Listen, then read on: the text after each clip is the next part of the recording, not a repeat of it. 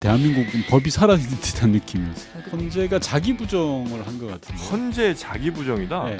어느 정도 죄를 짓고 어느 정도 나쁜 짓을 해야 파면이고 하는 걸 헌재가 어떻게 결정합니까? 죄의 중량에 대한 판단은 법원에서 하는 거 아닌가요?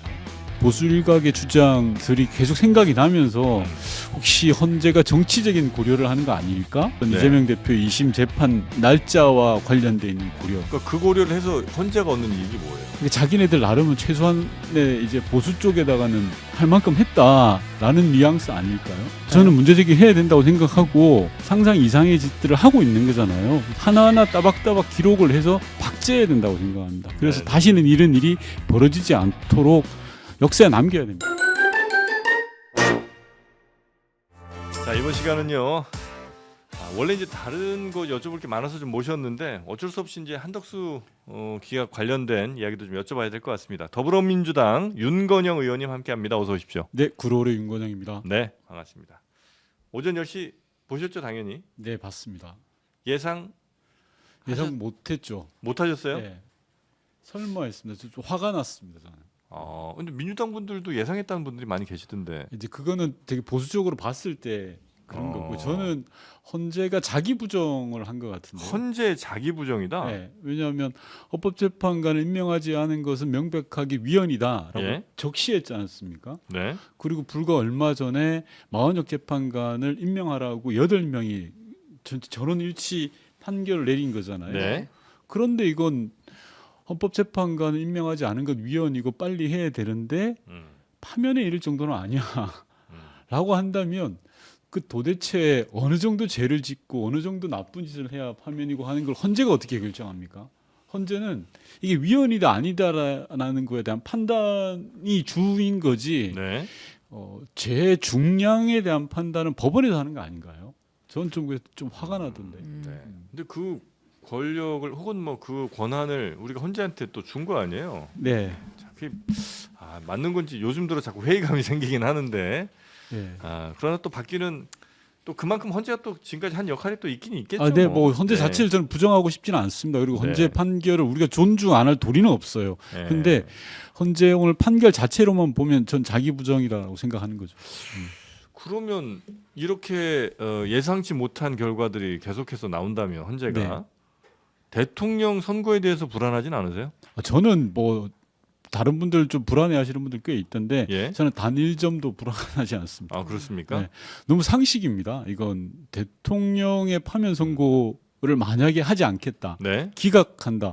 어떤 법 논리가 가능할까요? 왜 늦어진다고 보세요, 그러면? 저는 늦어지는 것은 믿고 싶진 않지만 네. 일각에서 보수 일각에서 이재명 대표 2심 재판 이후에 해야 된다라는 주장들이 꽤 있었거든요. 무슨 관계가 있어요? 말도 안 되죠, 전혀. 근데 지금 심의를 다 끝내놨지 않습니까? 역대 이렇게 오래 끌었던 적도 없고 예.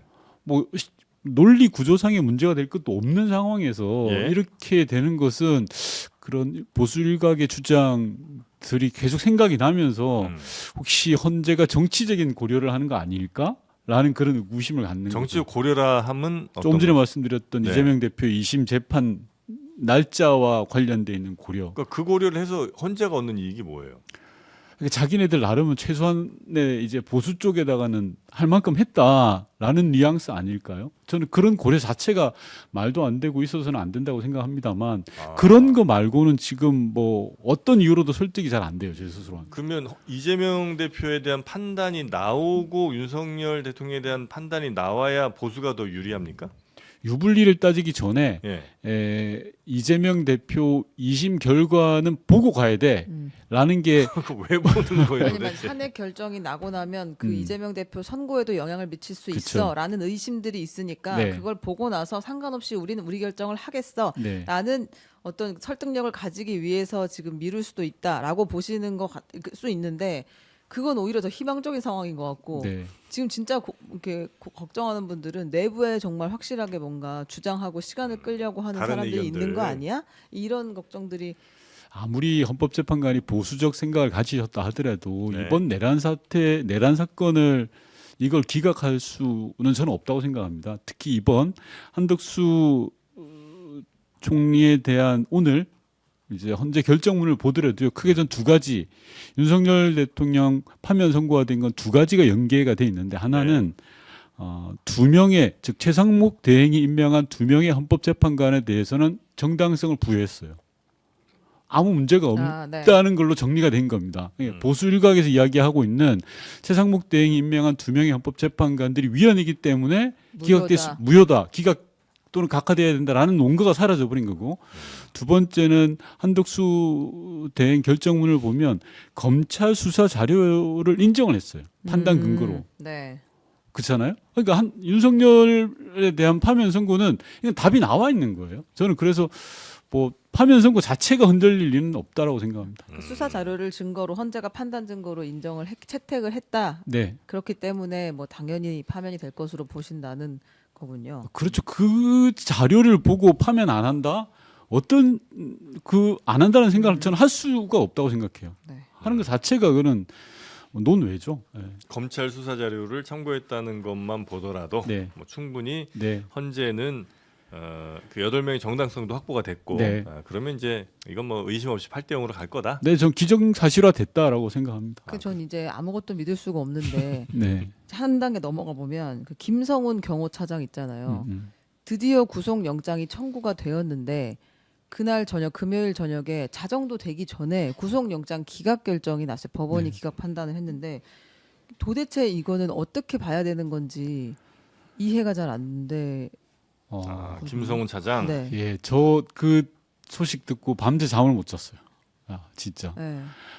이런 표현이 맞는지 모르겠습니다만 대한민국은 법이 사라진 듯한 느낌이었어요. 약간 그 순간. 믿기지가 않는 상황이었는데 왜 이렇다고 분석을 하셨어요? 첫 번째는 검찰의 태업이죠. 아무리 경찰이 수사한 사건이라고 하더라도 영장실질심사에 검찰이 나가지 않는 대형 사건의 경우 네. 그런 전례가 없잖아요. 그리고 검찰이 나가지 않았다라는 것은 역으로 법원에다가 야 이거는 기각해줘야 돼요라고 저는 신호를 보내는 거라고 생각해요. 비근한 예가 조지호 경찰청장, 김봉식 서울청장이 경찰이 수사했던 사건인데 검사가 나가서 다 했거든요. 뭐 논거를 다 제시하고 했습니다. 근데 왜 이번 건은 안 하죠?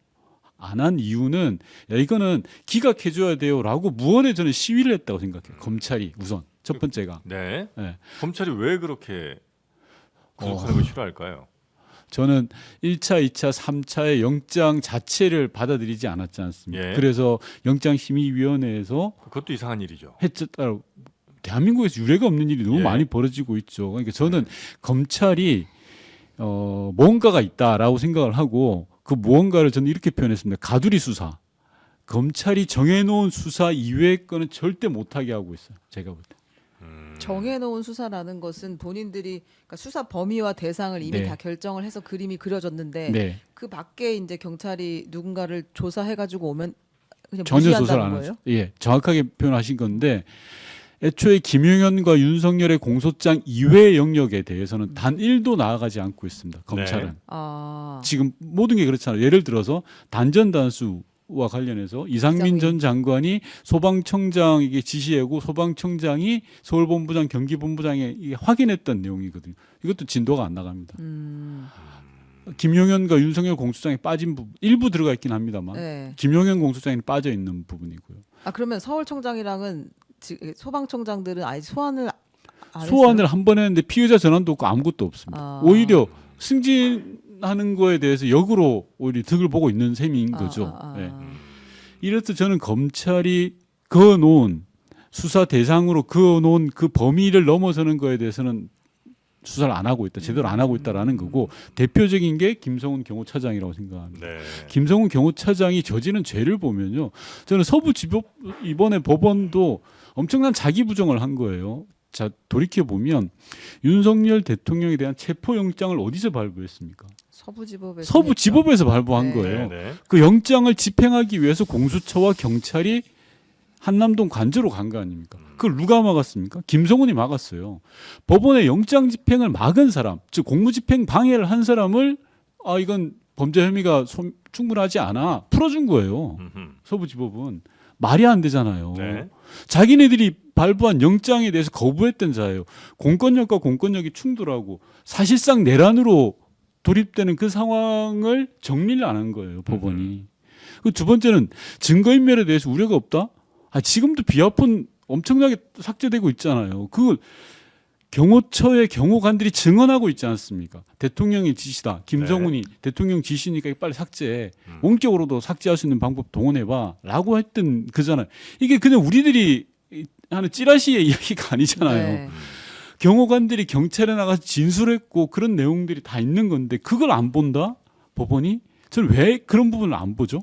검찰이 안 가고 경찰이 갔어도 수사 내용을 보면 네. 사안의 중대성과 증거 인멸 이미 했으니까 네. 앞으로도 할 가능성 그래서 봤을 때 충분히 구속이 가능할 거라고 생각해서 전혀 저는 의심하지 당연히요. 않았는데 이 자료를 보고도 법원이 그렇게 판단하고 다툼의 여지가 있다고 하면 그럼 뭔가 입증이 안 됐다고밖에 볼 수 없는 거잖아요. 아니, 그러니까 그 부분에 대해서 검찰이 전 태업을 했다고 생각하는 거죠. 일을 제대로 안 한 거죠. 경찰이라도 좀 열심히 하지. 경찰은 뭐 놀고 있는 게 아닌데. 저는 그 아주 묘한 법 기술자들의 못된 행태 아닌가 싶은데요. 그럼 이제 어떻게 해요, 이거는? 저는 다시라도 해야 된다고 생각합니다. 다시 영장을 청구한다고? 해야 된다고 생각합니다. 이거 다시 영장 청구하도록 이 정도 의지가 없는 정도가 아니라 수사 안 하겠다는 의지가 강한 거죠, 이거는. 봐주겠다는 거죠, 이거. 그러니까 그러면 다시 뭐 영장 청구한들 뭔 수사가 그렇죠. 이루어지겠어요? 뭔가 추가 증거가 더 나온다고 하더라도 그게 아주 지금도 이미 충격적인데 더 충격적이거나 새로운 범죄가 아닌 이상 네. 영장을 또 청구하겠느냐라는 의심이 되잖아요. 비아폰 서버와 단말기를 확보하지 않으면 내란의 주요 그림이 안 맞춰집니다. 제가 늘 말씀드리지만 내란의 블랙박스가 비아폰입니다. 그리고 통화 내역이 확보가 돼야 됩니다. 아무리 일반 경찰서에서 범죄 피해자를 잡았을 때 가장 먼저 하는 게 뭡니까? 핸드폰 압수하는 거죠. 네. 네. 근데 지금 윤석열 대통령 내외의 핸드폰 그리고 김용현 전 국방장관의 핸드폰 경호처에 있다고 이실직고 하잖아요. 밀봉된 상태로 있다라고 하잖아요. 네. 근데 왜 그걸 압수수색을 안 하죠? 이미 제출 요구도 안 하고 있습니다. 그리고 통화 내역 경호처 서버에 가면 다 나와 있어요. 그걸 왜 확인을 안 하죠? 그러니까 이렇게 예를 들어 검찰이 수사하기 싫어한다고 만약에 판단을 하신다면 지금 검찰이 수사를 아무리 하라고 촉구한들 그게 무슨 의미가 있을까 하는 생각이 좀 들긴 하는 거죠. 오히려 만약에 이렇게 해서 그냥 어설프게 아니면 좀 정말 하기 싫은 수사 민기적 하면서 정말 너무 부족한 수사로 만약 기소까지 그냥 어설피 했으면 그냥 아예 무죄 받는데 더 도움을 주는 건 아닌가. 이걸로는 다시 이제 처벌 못 할 테니까. 아닙니다. 저는 두 가지 트랙으로 같이 가야 된다고 생각하는데요. 검찰과 경찰은 수사를 포기해서는 안 된다고 생각합니다. 그래야 경호처 내부의 건강한 다수의 경호관들이 피해를 안 봅니다. 우선. 이미 피해 보고 계시는 거죠. 많이 피해 보고 있죠. 예. 지금 많이 보고 그건 좀 이따 이야기하자면 예. 우선 그렇다는 거. 두 번째로는 결국 특검이 답입니다. 이건. 네. 특검을 통해서 내란에 대한 기록을 철저하게 남겨야 됩니다. 단 1점의 허점도 없이 기록을 남겨서 후대에 박제되도록 해야 돼요. 다시는 이런 일이 벌어지지 않도록 특검으로 가는 게 맞고요. 그런데 왜 지금 김성훈에 대해서 그럼 수사를 하지 말자라고 하면 어떤 일이 생기냐? 네. 조금 조금 전에 말씀드린 것처럼 경호처에 상당한 많은 경호관들이 지금 거의 공포 상태예요. 아노미 상태예요. 그렇죠. 네. 아니 3번이나 영장을 청구했는데 다 그걸 반려하고 네. 이번에 우여곡절 끝에 영장을 청구했는데 또 기각이 돼요. 완전히 아놈이에요. 집단 멘붕이에요. 그러나 그분들에게 할 수 있는 우리 같은 사람이 할 수 있는 마지막에 놓은 거는 뭐냐? 마지막까지 한다. 우리는 포기하지 않는다. 수사를 할 것이다라는 걸 시그널을 주지 않으면 그분들이 무슨 기대를 가지고 저항을 하고 아닌 건 아니라고 이야기하겠습니까? 그 방법이 검찰의 수사를 계속 하고 촉구하는 거밖에 없어요. 네, 특검을 네. 특검. 통과시키고 전 결국 특검으로 가야 된다고 생각합니다. 이거 어떻게 통과시키죠? 답답합니다. 특검 하면 또 거부권 할 거고. 네. 그럼 이제 다시 재요구하면 또 부결될 거고. 저는 윤석열에 대한 파면 선고가 이루어진 이후에 내란 특검을 다시 해서요. 그거는 그때는 거부권 행사 못 합니다. 네. 단호하게 역시나 말씀드리는데 순서는 예. 대통령 탄핵이 먼저 나와야 맞습니다. 한다는 탄핵 거군요. 선고가 하루빨리 나와야 네. 여러 가지 얽히고 설킨 이 매듭을 끊을 수가 있다고 저는 생각합니다. 탄핵 선고 나오면 또 검찰도 수사를 또 굉장히 적극적으로 다시 할 수도 있겠죠. 뭐. 그럴 개연성도 많죠. 네. 일단은 탄핵인데 탄핵은 조금 늦어지고 있긴 하지만 의심할 여지 없이 인용이 될 것이다. 네, 저는 뭐 의심해 본 적이 없습니다. 왜냐하면 탄핵을 기각시키려는 논거가 없잖아요. 아니 국회 총을 들고 한 대통령이에요. 그리고 헌법기관 선관위를 장악했던 이 정권이에요. 그걸 어떻게 봐줍니까? 그걸 어떻게 기각이라고 할 수 있죠? 헌법재판관들이. 구속 취소는 뭐 있었습니까? 모든 것이 새롭기 때문에 항상 가능성을 생각해야 됩니다. 네. 지금 경호처의 분위기는 어떤 상황인 거예요? 다시 지금 그러니까 김성원 차장뿐 아니라 이광호 본부장도 돌아온 거잖아요. 네, 좀 맞습니다. 들리는 얘기가 좀 있으세요?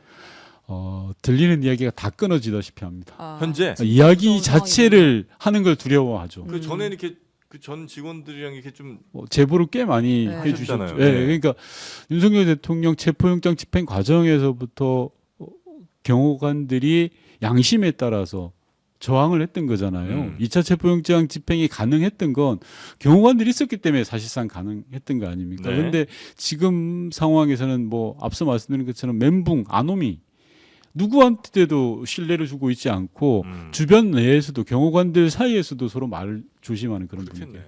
말 잘못했다가는 인사 보복 조치 당하고 네. 저기 한직으로 발령을 내버려요. 아예. 아, 대기 발령 뭐 지금 일주일, 예. 네, 대기 발령 일주일은 그냥 장난이고요. 마음에 안 들면 바로 그 자리에서 대기 발령이고 더 심각한 건 또 뭐 예를 들어 연수원으로 가 이렇게 해버리는 거죠. 저는 대기 발령은 이제 이 문제가 해결되고 나면 다시 돌아올 수도 있을 것 같은데 이미 해임된 분이 있잖아요. 해임 의결이 경호 된 3부장. 경호 3부장. 이 사람은 다시 복직할 수 없는 상황인 거예요? 아니, 근데 지금 경호 3부장은 그 해임 결정을 도저히 수용할 수 없다. 그래서 불법 청구를 했어요. 재심 청구를 했고 재심을 기다리고 있는 상황입니다. 그런데 저는 그 또한 기대가 좀 난망한 게 징계위원회가 6명이었거든요. 근데 6명이 경호처 내부 직원이 셋, 외부가 3명이었는데 외부 3명 중에 2명이 경호처 오비 출신들이에요. 김성훈 마음대로 하는 사람들이에요. 한마디로. 그러니까 이건 짜고 치는 고스톱하고 똑같은 거예요. 네. 그러니까 형식적으로 징계위원회를 거쳤다라는 명분만 갖고 있는 거라서 오히려 지금 한덕수가 결재를 해야 되거든요.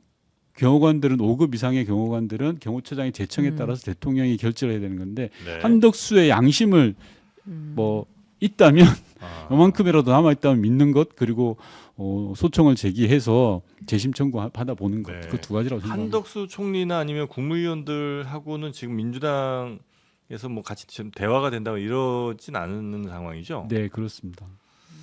아, 여러모로 여러 길이 다 막혀 있고 여러모로 답답합니다. 네, 저희 이제 제가 지역구가 구로을인데 예. 구로구청장 보궐선거가 있거든요. 맞아요. 네. 지금 뭐 낮에는 구청장 선거 도와드리고 밤에 이제 집회 나가고 하는데 지역에서 만나는 주민들 예. 여야를 떠나서 진보 보수를 떠나서 한결같이 하시는 말씀이 너무 힘들다는 거예요. 자영업 하시는 분들 장사가 너무 안 된대요. 네, 네. 돈을 안 쓰고 아예 모임 자체가 없다. 그래서 하루빨리 탄핵 선고 내려줘라. 이게 정치인들 니네가 하는 일이다라고 아주 주문이 뭐 장난 아닙니다. 네. 그러나 할 수 있는 게 지금 현재 이야기 기다릴 수 있는 거 기다리는 네. 거 말고는 뭐 딱히 네. 뾰족한 방법은 없는 상황이고. 그리고 이제 그 김성훈 차장이 김건희 여사 윤석열 대통령과 그 텔레그램 보낸 걸 캡처하는 걸 가지고 의원님이 과시욕이 있거나 사생팬이거나라고 이야기를 하셨잖아요. 네. 제가 다른 거 한번 저는 딱 보자마자 캡처를 왜 했을까? 김건희 여사가 방폭파를 잘하잖아요. 네, 네, 그러니까 네. 대화를 하고 나서 예. 그걸 삭제를 잘 하니까 예. 네. 지시사항이 됐든 뭐 아니면 자기의 답변이 됐든을 네. 기록하기 위해서 캡처를 한 게 아닌가 너무 이쁘게 봐주니까. 그런 건가요? 아니 저는 이 텔레그램의 제일 큰 그 기능이 방을 없애버려 지금까지 네, 대화를 네, 다 네, 삭제하고 네. 사라져버리는 네, 게 네, 네. 큰 것 같은데 그래서 혹시 캡처를 해둔 뭐, 건 아닐까 이런 생각. 그럴 수도 있는데 윤석열 대통령과의 대화 내용도 캡처를 했던 거거든요. 김성훈 차장이. 저는 좀 전자에 무게를 두는데요. 과시용일 거다. 주변에 이렇게 예. 보여주면서 왜냐하면 김성훈의 리더십이 굉장히 허술하거든요. 실제로 대다수 경호관들이 김성훈의 치부, 즉 비리와 여러 가지 갑질에 대해서 투서도 많이 넣었습니다. 근행이 쌓여 있어요. 네. 켜켜이 쌓여 있는 상황에서 이 리더십을 제대로 행사하지 못하는 상황에서 윤석열과 김건희 두 사람을 끄집어 온 거죠. 나 이런 사람이야. 니네 내 말 들어야 돼라고 하는 거고 저는 사실 그 1차, 2차 체포영장 집행 과정에서 가장 위험 인물로 봤던 사람이 이광호 본부장이에요. 네, 네, 네. 이 양반이 정말 좀 뭐 어떤 일을 저지를 수도 있겠다라는 판단이 들었는데 그런 사람들까지 살아서 돌아온 마당에 솔직하게 말씀드려서 경호처의 정말 대다수 직원들을 얼굴 볼 면목이 없죠. 우리 사회가 우리 법이 그렇게 만들었잖아요. 이렇게 그분들한테 우리가 뭐라고 하겠습니까? 뭐 정의가 살아 있다 어떻게 말하겠어요? 네.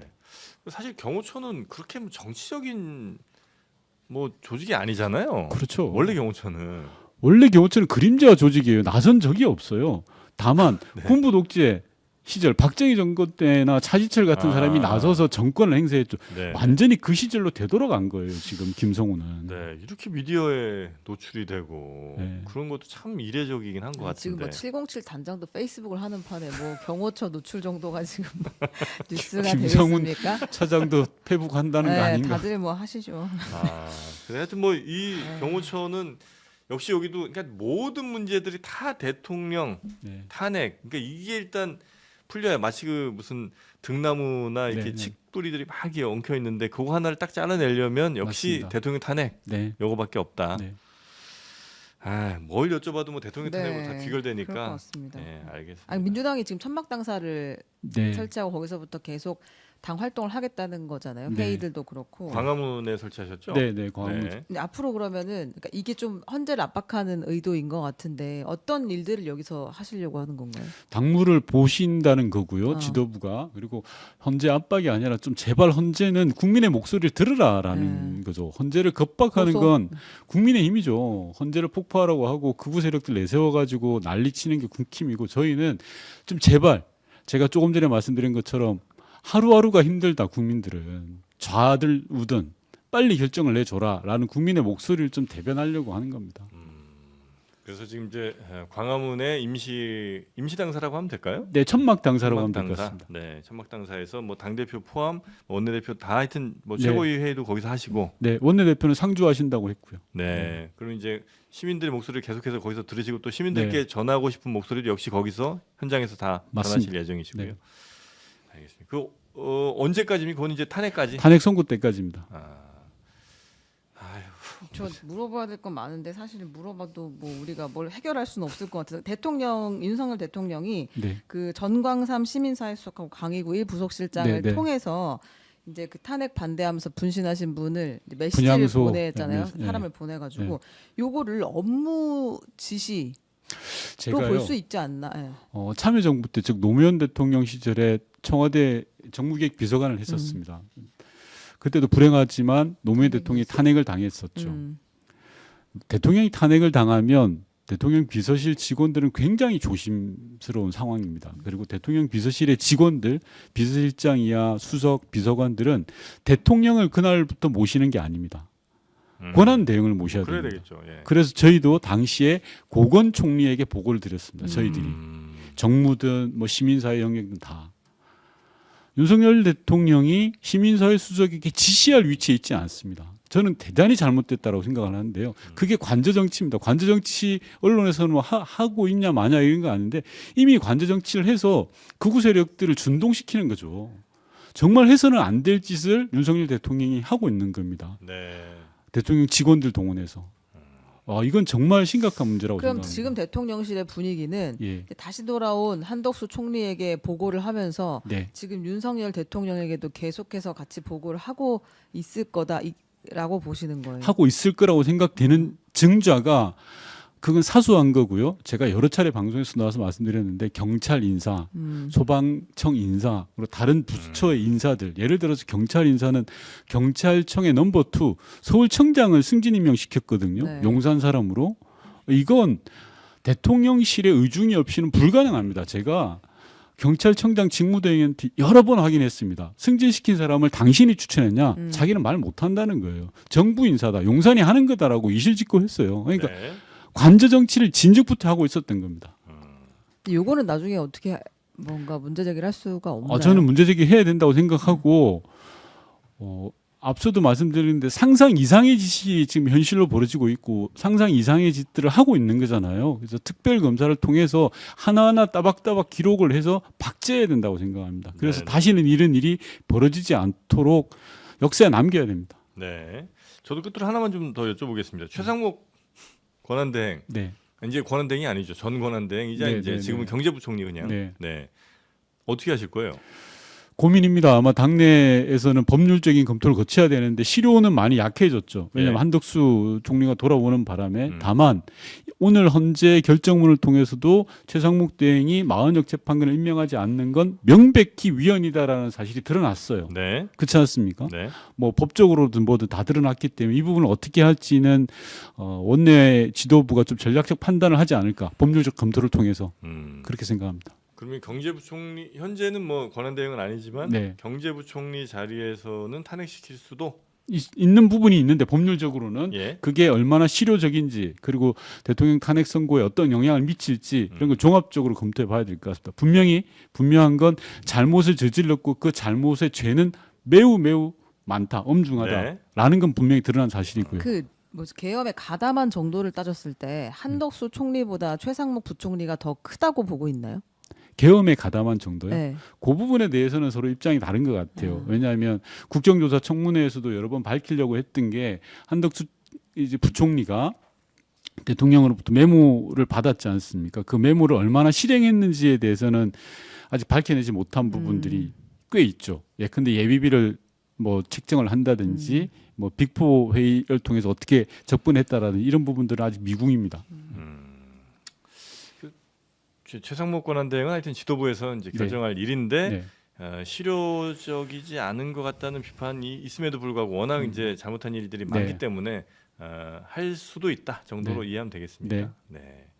근데 국무위원들 가운데 책임 없는 사람이 사실 별로 없죠. 없죠. 국무위원들은 입이 10개라도 할 말 없죠. 그거 못 막았잖아요. 네. 네. 그러면 대통령 탄핵 이후로 추가로 더 국무위원들에 대한 뭐 법적 조치나 이런 게 있을 수도 있습니까? 그거는 좀 봐야 될 것 같습니다. 이제 아, 만약에 대통령 탄핵 선고가 이루어진다면 조기 대선을 해야 되잖아요. 그렇죠. 조기 대선을 해야 되면 국무회의 정족수 부분이 따릅니다. 그러니까 네. 예를 들어서 네. 추가 경정 예산, 추경 예산을 편성한다라고 하면 국무회의에서 의결해야 되는 사항이거든요. 예. 이제 그런 문제들, 기술적인 문제들이 좀 따라서 어떻게 할지는 좀 더 판단의 영역입니다. 알겠습니다. 자, 우리 윤건영 의원님과 함께 오늘 한덕수 총리에 대한 그 탄핵 기각 그리고 대통령 탄핵 일정에 대한 뭐 여러 이슈들 또 경호처 참 신기하게 가는 것 같으니 경호처 불구속까지도 한번 쭉 살펴봤고요. 혹시 오늘 이제 이후로 일정은 어떻게 되십니까? 전 지역 가서 보궐선거 아. 열심히 하고 또 저녁에는 광화문으로 가고. 보궐은 언제? 죠 4월 2일 날 4월 2일. 네, 보궐선거가 있어요. 이번에 국민의힘이 후보를 안 냈죠. 구로구청장은 낼 수가 없죠. 네. 네. 그분이 도망가- 이제 사퇴하신 이유가 백지 신탁 때문이었나요? 네. 재산 백지 신탁하라고 하니까 그냥 구청장을 안 할게 이렇게 네. 하고 그만두신 거죠. 구청장을 포기하신 분. 네. 대단합니다. 재산이 어마어마했기 때문이겠죠. 네, 알겠습니다. 우리 저 의원님은 저 인터넷 참 바꾸셨는지 좀 여쭤봐야 되겠네요. 인터넷 아직도 쓰던 거 계속 쓰십니까 집에서? 인터넷이 예. 뭐 뭐 어떤 건지. SK, LG 뭐 있잖아요 KT. 예. 계속 그냥 쓰세요. 아마도 예. 그거 안 됩니다. 왜 바꿔야 예, 됩니까? 한 3년 한 번 주기로 바꾸셔야 돼요. 그럴까요? 예, 그럼 예. 현금 혜택이 48만 원. 알겠습니다. 예, 놀라실 일이 아닙니다. 여기 정수기도 교체하시면 30만 원. 그다음에 핸드폰 저 통신사 바꿀 때도 30만 원. 요건 이제 저희 광고니까 살짝 네네. 그냥 제 얘기 들어주시면 네네. 되겠습니다. 네, 그렇게 108만 원의 현금 혜택이 있는 인터넷 비교원 아직도 여러분 쓰던 통신사 그대로 유지하고 계시다면 지금 잠자는 여러분의 혜택들 놓치지 마시고 그 돈 꼭 찾아가시기 바라겠습니다. 자, 인터넷 비교원은요 1670-2571, 1670-2571번 혹은 네이버에서 인터넷 비교원 이렇게 검색하시면 되겠습니다. 돈이 싫은 분들은 TV로 드릴 수도 있습니다. 자, 그러면 오늘 윤건영 의원과의 인터뷰는 이 정도로 저희 마무리하고요. 하여튼 이번 한 주가 굉장히 걱정이 많습니다. 네. 예, 여러 뭐 재판들도 좀 있을 것 같고 그래도 국민들도 지금 너무 지쳐 계시고요. 점점 날씨는 따뜻해지는데 이거 벚꽃은 구경할 수 있을지 하여튼 그런 걱정들 그래도 정치인들이 잘 좀 해결 좀 해주시기를 바라는 마음밖에 없습니다. 네, 희망을 잃지 마시라는 말씀 드리고 열심히 하겠습니다. 네, 윤건영 의원님과 함께했습니다. 대단히 고맙습니다. 네. 네. 자, 그럼 저희는 오늘 여기서 마무리하고요. 내일 오전 11시에 다시 여러분 찾아뵙도록 하겠습니다. 우리 최은경 기자님도 고생 많으셨고. 네, 답답. 답답합니다 진짜. 톤이 참 정말 답답한 톤이네요. 네. 답답. 두 번째 답이 훨씬 더 큰 거죠? 너무 답답해요 지금. 답답합니다. 그 답답한 게 근데 누구 책임인지 헌재 책임져 빨리 끝내야지. 자, 네. 저희는 내일 오전 11시에 뵙겠습니다. 함께해 주신 여러분 고맙습니다.